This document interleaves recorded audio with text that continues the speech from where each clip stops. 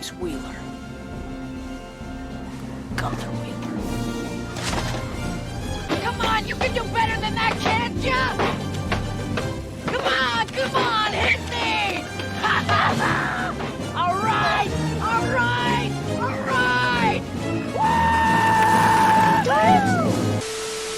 Woo! Remember the days when Disney Channel movies were the thing? The Mighty Ducks had us cheering, Hocus Pocus made us laugh and scream, and Blank Check had us wishing for $1 million. But what about the Paper Brigade? If you're scratching your head or haven't heard of it, don't worry, you're not alone. It's one of those hidden gems from the 90s that didn't get as much hype. But trust me, it's worth rediscovering. So today, we're diving deep into the Paper Brigade. What makes it special? Is it a top 10 Disney 90s movie? And why isn't anyone talking about it? Let's roll the tape. The Paper Brigade came out in 1996 as part of Disney Channel's movie lineup. Directed by Blair Troy, it stars Kyle Howard as Gunther Wheeler, the ultimate city kid forced to move to a small town. Gunther's life changes when he reluctantly takes on a paper route to make money for concert tickets. Along the way, he faces off against bullies, sets traps like he's Kevin McAllister, and learns a thing or two about growing up. And here's the kicker. Robert Englund, the legendary actor behind Freddy Krueger, plays crazy old man Cooper, giving the movie its unexpected emotional depth. It's funny, heartwarming, and super 90s.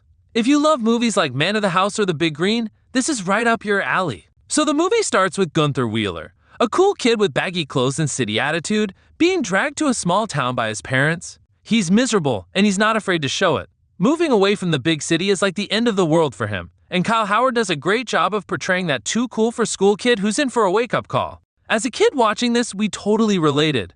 Moving somewhere new, starting over? Yeah, it's tough. But he needs cash to buy tickets for a concert featuring the hottest band, so what's his solution? A paper route. And like any good underdog story, this new job is way harder than it looks. His first few attempts at delivering papers are comedy gold. He misses houses, gets chased by dogs, crashes his bike. It's basically a highlight reel of how not to deliver newspapers. But you can't help but root for him. Now, here's where the story starts to build up. As Gunther gets the hang of things, he faces a group of bullies who try to take over his route. These guys look like they belong in an early 90s punk rock music video. Scrappy, tough, and totally obnoxious. Now, this is where the movie gets Home Alone vibes. Gunther and his friends start pulling pranks and setting traps to defend their turf. I'm talking buckets of water, ropes, booby trap fences, you name it. It's classic Disney slapstick comedy that still holds up today. And this is where the supporting cast really shines. Gunther's friends add so much charm and energy to the movie. They're quirky, loyal, and remind us of the gang of friends we all wanted to have as kids. Meanwhile, we meet crazy old man Cooper, played by Robert Englund.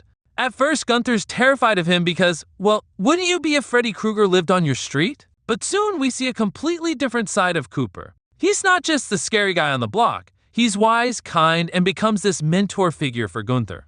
Cooper teaches him about hard work, respect, and what it means to be part of a community. It's a surprisingly emotional part of the movie, and Englund delivers a performance that gives the story its heart. By the end, Gunther isn't just some city kid anymore. He's found his place in the town, stood up to the bullies, and made real connections with the people around him. It's predictable, sure, but it's Disney magic at its finest. The mix of humor, heart, and coming-of-age lessons makes it so satisfying. Now let's talk about what makes the Paper Brigade stand out. First, it's dripping with 90s nostalgia. Everything from the baggy clothes to the Walkmans, paper routes, and summer vibes feels like stepping into a time machine. There's something so pure about a story where kids actually ride bikes, earn money the hard way, and don't spend their summers glued to screens. Second, Robert Englund's performance. Seeing Freddy Krueger play a heartfelt mentor is unexpected but works perfectly. He steals every scene he's in and adds this layer of depth that most Disney TV movies just didn't have. And finally, the underdog vibes. Who doesn't love a story about kids taking on bullies and winning? It's relatable, fun, and leaves you cheering. So, where does the Paper Brigade rank among 90s Disney movies?